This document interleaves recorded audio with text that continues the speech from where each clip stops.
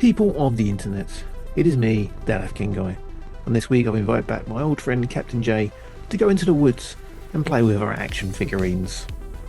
As Total Cult Zone presents Dolly.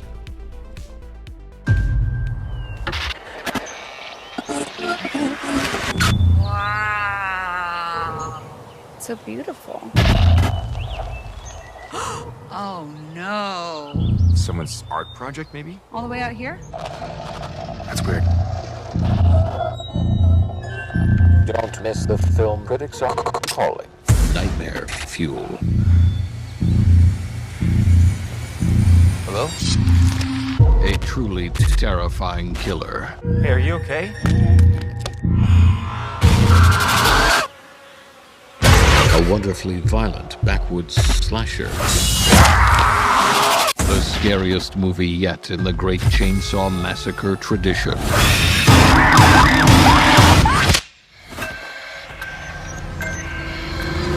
It's a new doll.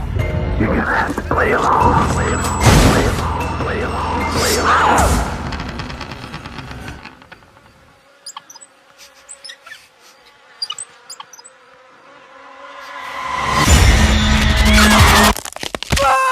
Mother What did you do to me?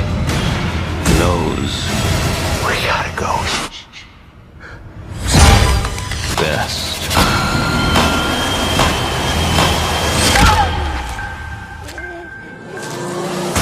Dolly.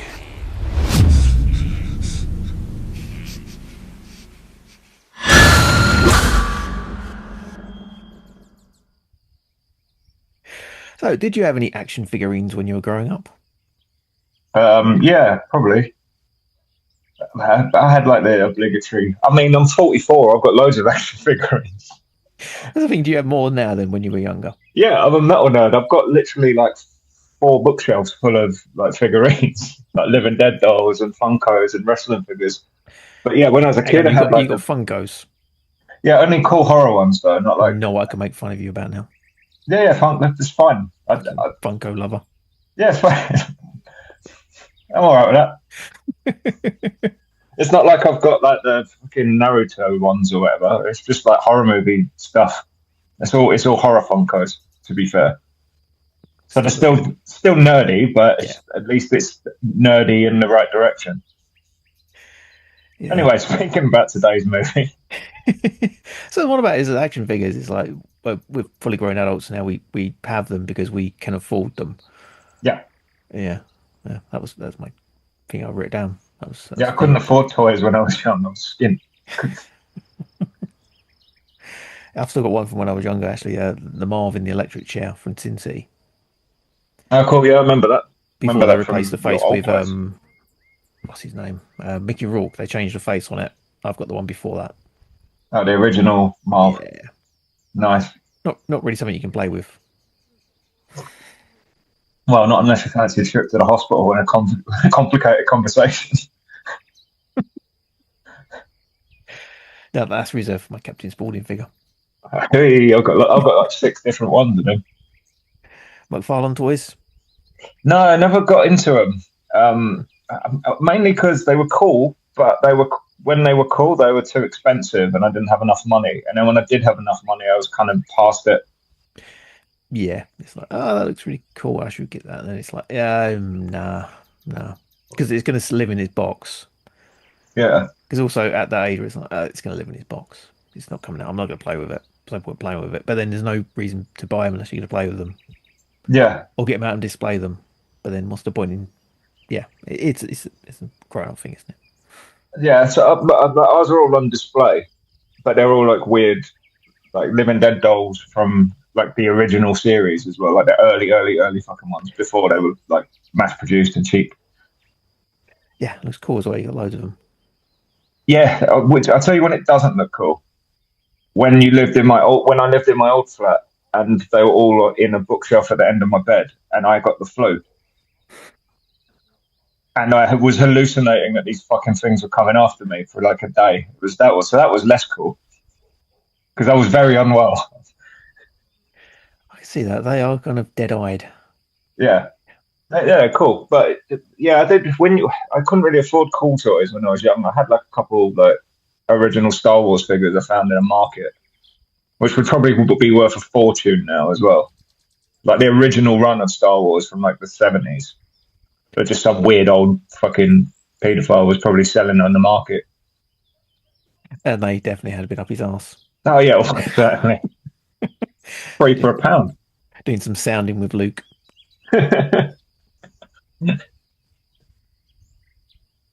Yeah, Jabba Oh, looked can I have worse than this? Russ Can I have this? Ooh. Yeah, Jabba the Hutt looked like a chocolate Mr. Whippy. Yeah, talking action figures and dead-eyed dolls, because we're talking about Dolly, another attempt by an indie filmmaker to get a horror character over. Yeah. Do you see anyone ever creating a new set of Universal monsters? Because obviously you got the original ones with Frankenstein, Dracula, and then Freddy, Jason, which is like the new generation from the 70s, 80s. Yeah. We've got the guy from Saw, or the puppet Yeah. from Saw. Who Well, else have we got well, recently? You've I got mean, Art that's the even 20 Clown. years old. You've got Art the Clown. He's kind of over. Yeah, over. I mean, I'm not made an sure. appearance at was it War Games with like Rhea Ripley wearing an Art the Clown mask, basically. Oh, okay. Because she, for some reason, she breaks her nose before every major event once a year, so she can wear a really cool mask, which I'm down with. But So you're down with Art the Clown then? not particularly, but like it's a gimmick monster. Like before, so Art the Clown's probably the one we've got for like the last 10 years. Prior to that, as you said, it was Jigsaw and maybe the Firefly clan like Otis and CptJSpaulding from the early 2000s. Yeah. Did they get over like mainstream though? Because I'm talking like Yeah, no, they Freddy, were never Jason, sort of everyone mainstream. knows. You get CptJSpaulding out, like the face paint, people are like, oh, you're a clown. Yeah, If you go to a horror convention, obviously, in comic convention, you're going to get recognised, but anyone else is like, I don't know who that is. And Baby's just, well, ripped denims and laughing Yeah, really annoyingly. generic blonde. Yeah. I'm trying to think of anyone else apart from Art the Clown, though. We haven't really created any monsters. Certainly not mainstream ones, because again, I watch more horror than your average bear, so I'm aware of more attempts. Is this the elevated horror? Uh, It's like no, you got to think about the horror. You can't really, do what's his name? The Jordan Peele kind of characters. You can't really cosplay as them no. or Hereditary. Well, I Unless can't you because sort I of get in walk around trouble. That sort of thing's frowned upon nowadays. or Hereditary. You can't really sort of walk around with sort of decapitated head. Spoilers. No. Or as what's her face from Priscilla, Queen of the Desert, as she will forever be known to me. What, John That's the mum. Leguizamo? No, the mum, what's her face? Aussie lady. Was she The main in that? actress. Yeah, she's the main actress from Hereditary. She's the mum. Was she in Priscilla Queen of the Desert? Yeah, that was her big break. That's the first movie. Tony, whatever the fuck. Tony Collette. I thought that was Muriel's Wedding. Maybe I've misremembered 40 years of my life. Because I think they come out at the same time and they're both Australian. And I only watched Muriel's Wedding the other day for the first time. Let me find out, because if so, I've been telling everyone that she was in Priscilla Queen of the Desert for the last 32 years. Quick Google break.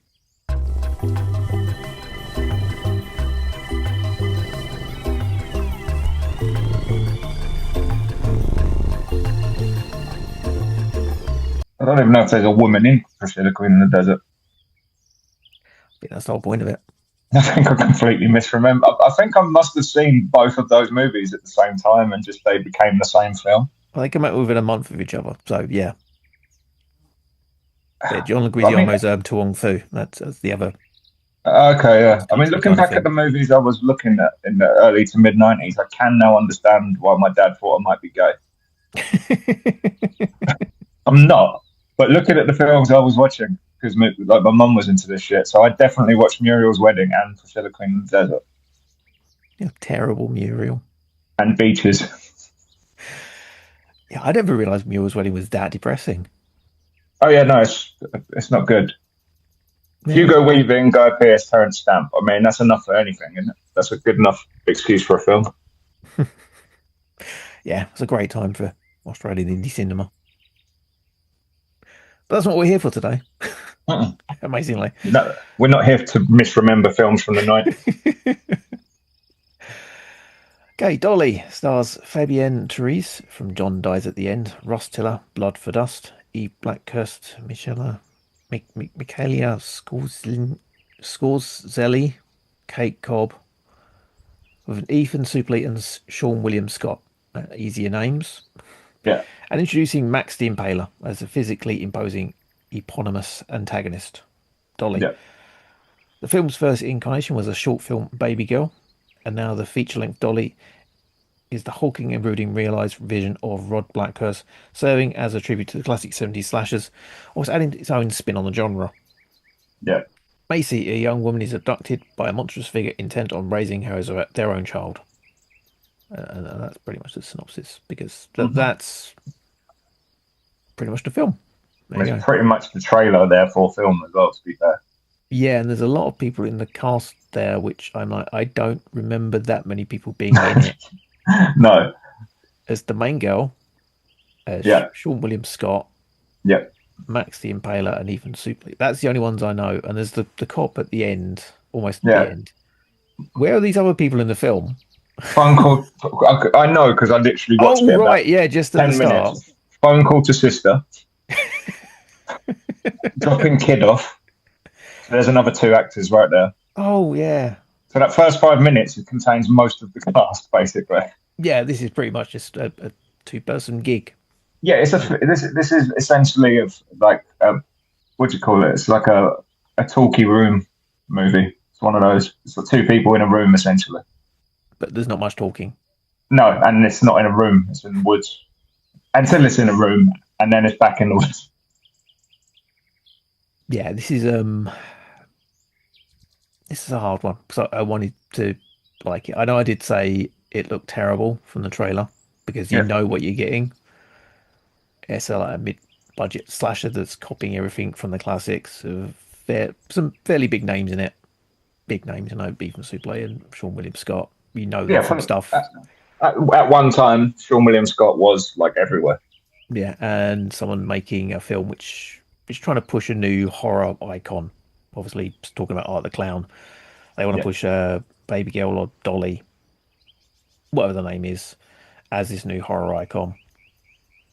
And you know what you're going to get. Yeah. And it was pretty much exactly that. Wasn't terrible, though.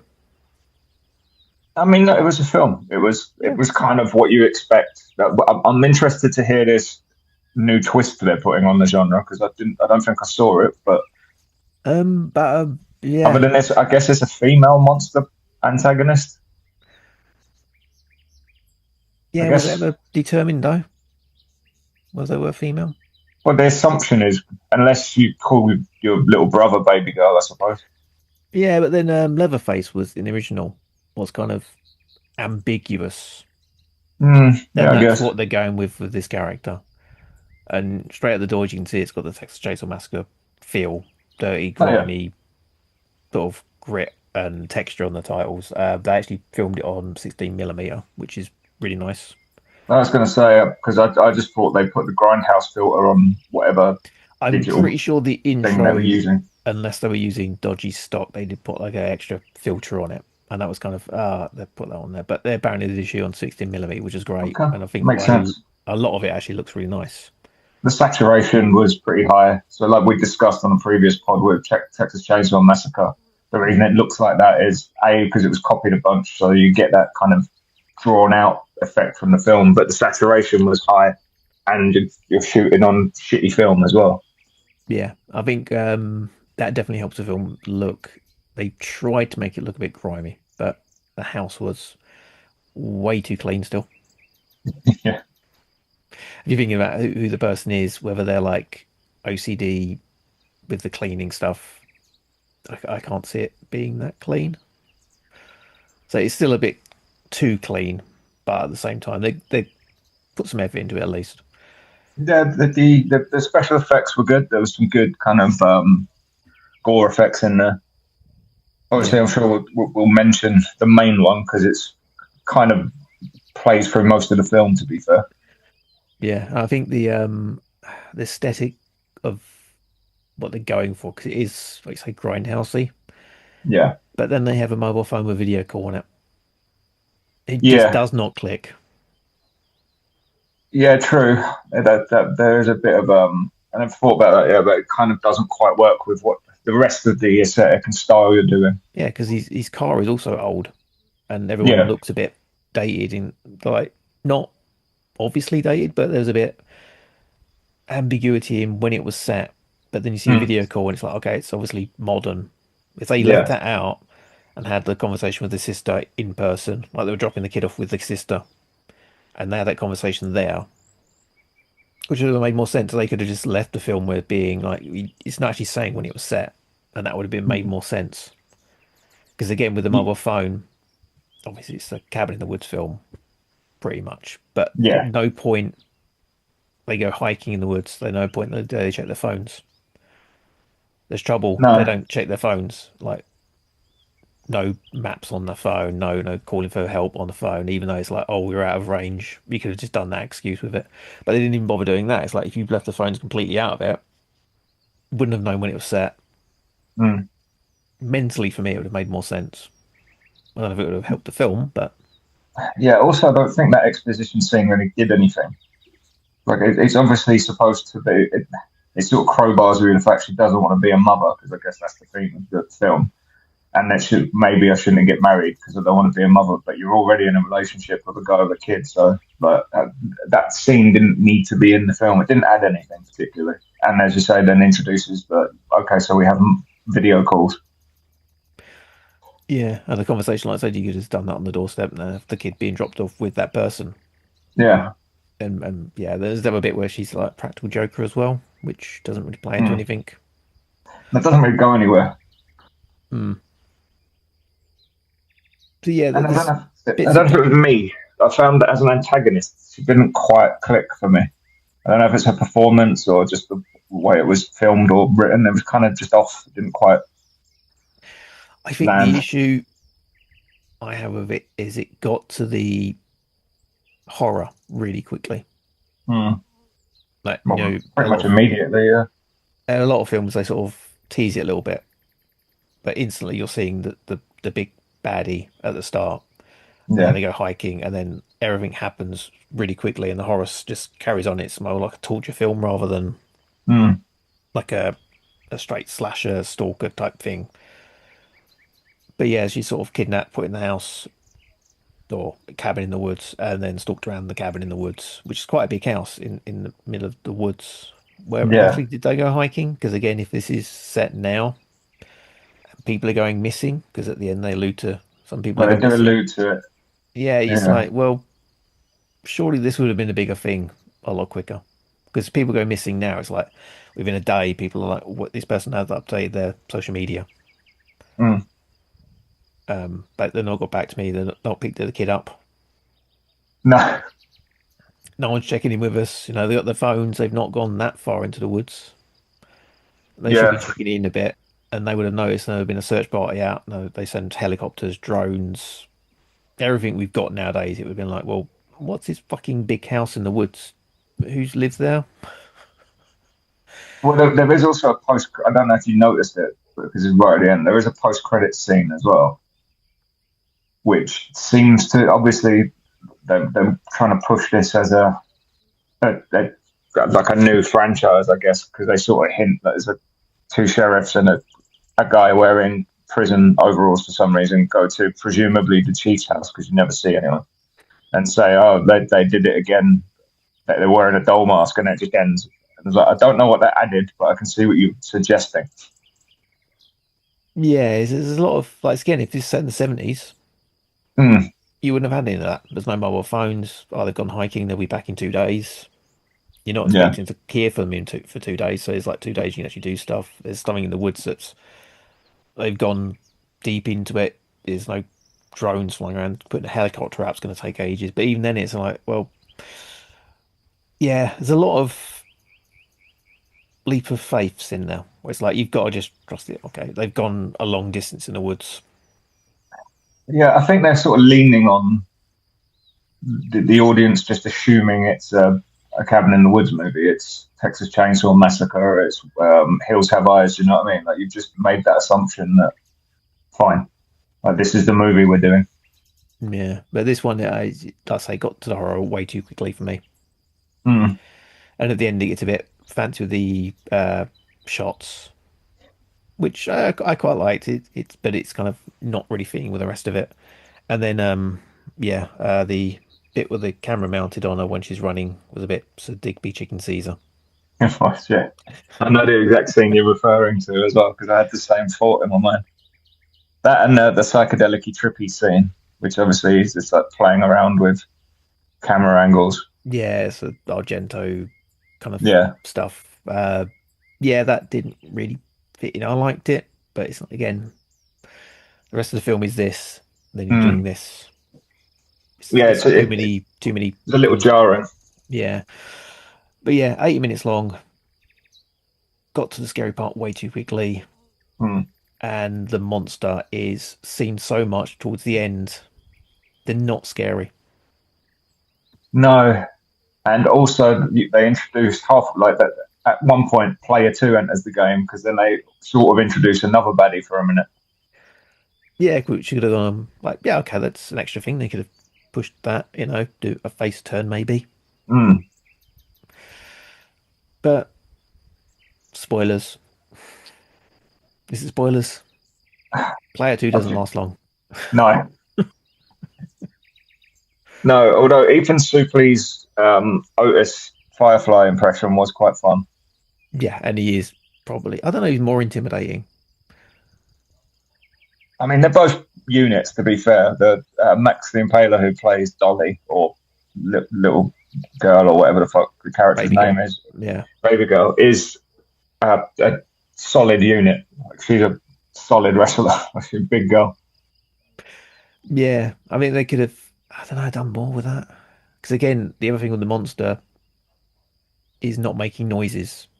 No, occasional like baby noises or like humming and doing the fingers, magic fingers. Yeah, lots of. It felt like, honestly, yes, you've been involved with that sort of thing more. It felt like kind of like a Lucha Underground or like a WrestleTainment kind of thing, if you know what I mean. Yeah, I think with my character when I was doing the it's not a bad thing. They were doing she's good. It was like do the magic fingers. It was a decent performance as a sort of monster, but as someone who's in around from the wrestling world, it felt like a wrestler, if you know what I mean. Like it was the body, it was big actions. It's what you would do if you were playing that character in the ring, basically, which is not a detriment to them. It's just that's what I'm seeing. I was expecting that her and Ethan Suplee to start exchanging shots at some point, which would have been great if I'm honest. Yeah, I think it's the character Abyss. TNA. That's what it felt like. Because he used to do the magic fingers and the bit. Yeah. Staggering around a little bit and being the big hulking monster. And she was doing that, and I think that's another thing with escaping the monsters that do the slow plodding walk. With the girl escaping at the start, runs to get her bag and the stuff out of it, and rather than grabbing her phone, grabs a penknife and grab the fucking bag and keep running. You've got an easy 400-meter head start on them. They haven't started moving yet. You could easily hike back to where you come from. It's that easily escapable situation where it's very cliched, where just don't run, don't rush yourself too much. You're going to outrun them easily.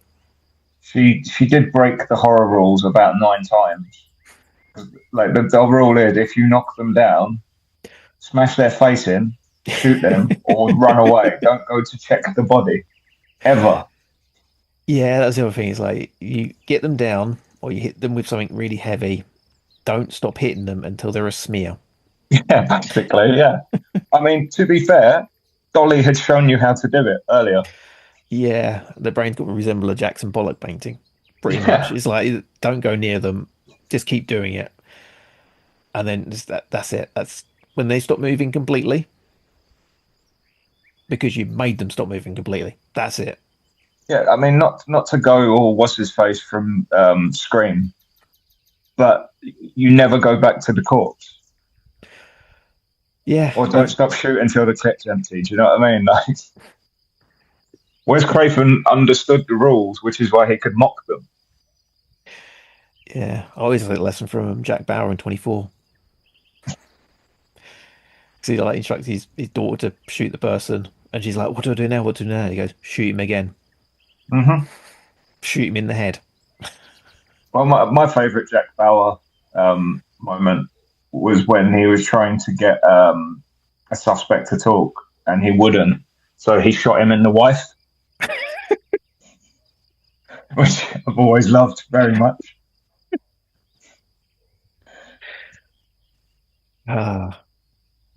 What a terrible show. I've got to watch something actually. They're my, probably terrible. My other major issue is because I sort of hinted at it when we were originally talking about doing this film, and Max the Impaler is a great name and everything, except it did remind me of a series of movies from the early 2000s called Lex the Impaler, and I would not recommend Googling it at work. Yeah. Because that's all I could think of. And probably more intimidating if he was in the film.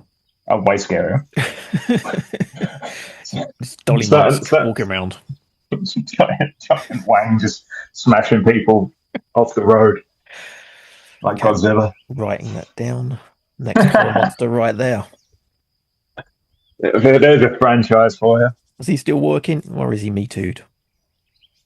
I think they all end up Me Too one way or another, don't they? Yeah, probably. Maybe he's one of the better pornographers. It's a weird way to earn a living. Well, it's a living, you know. You've got to make your money out somehow. That's an easy way to do it. Like if you're looking back over like movies from the last 20 years, but given our age, it is like playing the game of like Me Too, dead, retired, dead, retired, Me Too. Epstein, Epstein, yeah. One way or another, just like, oh, I remember, oh, she's dead. Oh, I remember, oh, she committed suicide as well, did she? Fuck. This is going to be a tough one. So, Dolly. Yeah, recommend. So I've got it on the list of, it's got some great shots in it, and there's a possibility that, you know, on a different project, the person do a great film. Yeah, this as a short works. I was going to say it should have been about 40 minutes long.